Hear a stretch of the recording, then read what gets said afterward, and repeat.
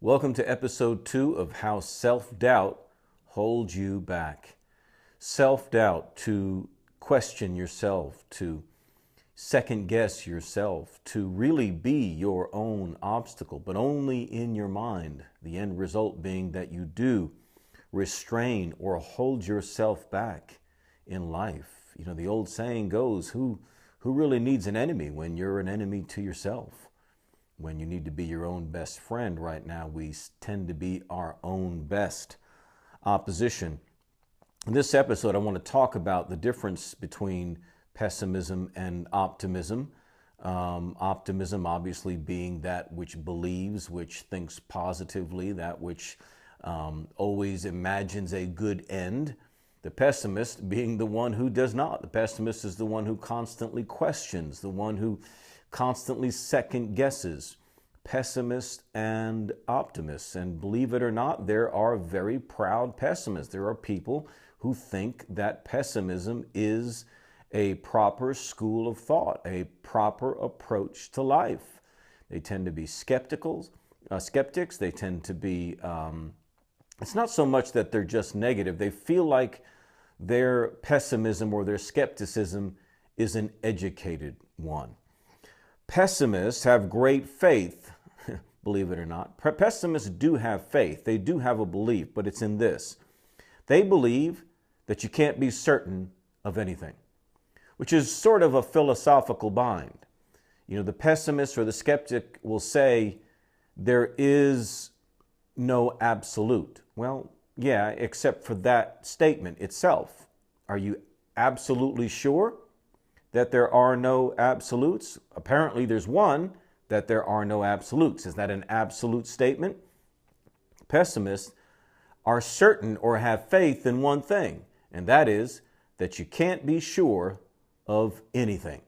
Well, then at least you can be sure of that. You can be sure of the fact that you can't be sure of anything.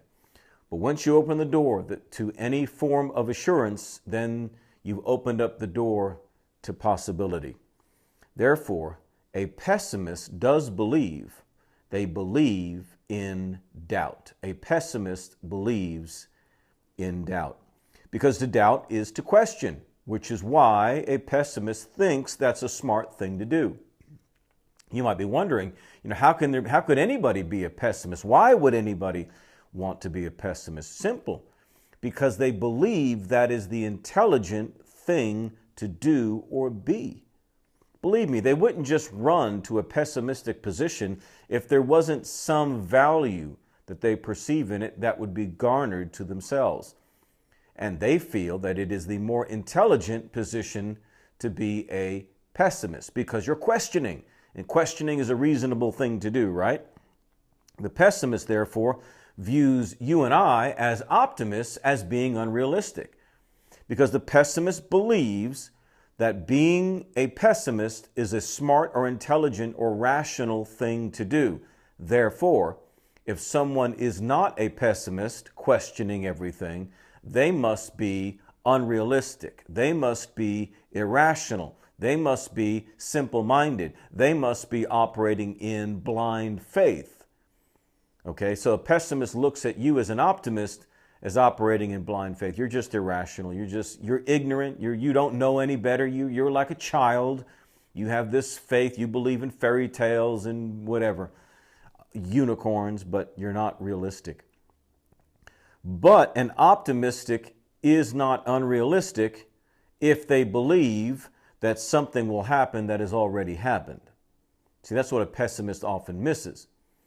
So if you have somebody who's a pessimist who speaks into your life, when you're talking about your dreams or visions or plans, and they've always got a question about it, they're always doubting it, they're always trying to get you to second guess yourself, it's not unrealistic. Or if they accuse you of being unrealistic, it is not unrealistic for you to believe that something can happen that has already happened. Has it happened in the life of someone else? If so, then it's not an irrational position to hold, right? We have to answer the question about, well, we're talking about me. Am I able to do these things? We know and can establish that they are possible because other people have done them. Therefore, it is not unrealistic to be optimistic that that very same thing can happen in your or my life.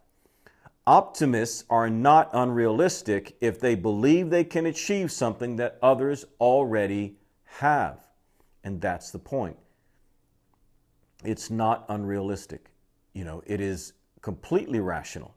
Now, maybe you haven't achieved those things before, but that's a whole other question.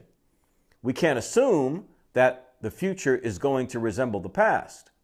So long as we don't stay the way that we are, maybe we didn't achieve that thing in the past. But so long as we don't remain as we are, then we cannot say that the future will resemble the past. I hope I'm not confusing you.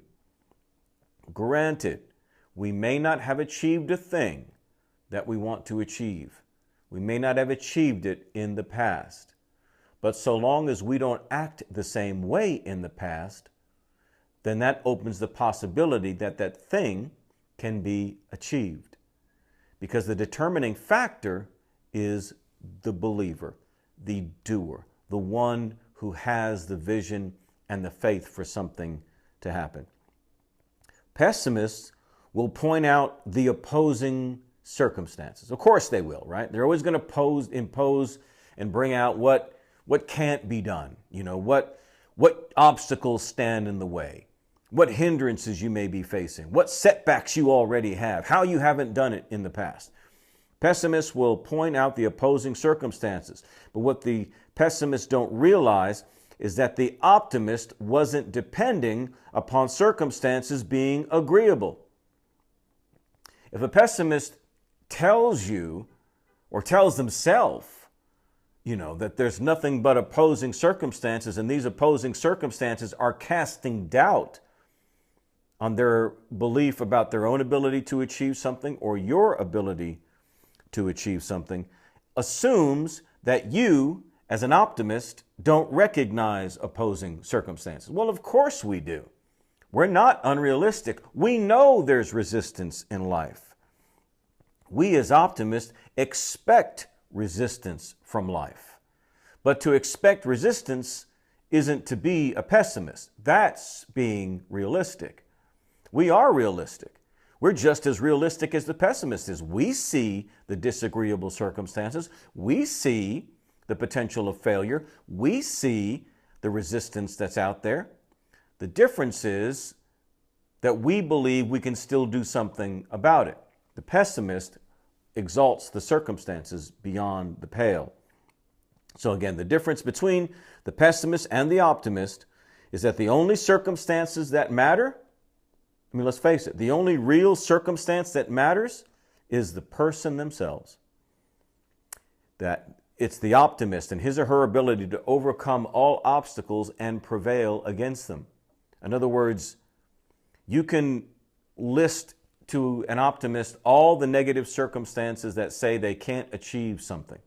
And they will say, the circumstances don't matter, not those. The only circumstance that does matter is me. Because I can overcome those things. I can prevail over those things because I have a faith and I have a confidence in my own ability, and I have a faith and I have a confidence in the wisdom principles that govern success in this area. Can you dig that? I hope you can.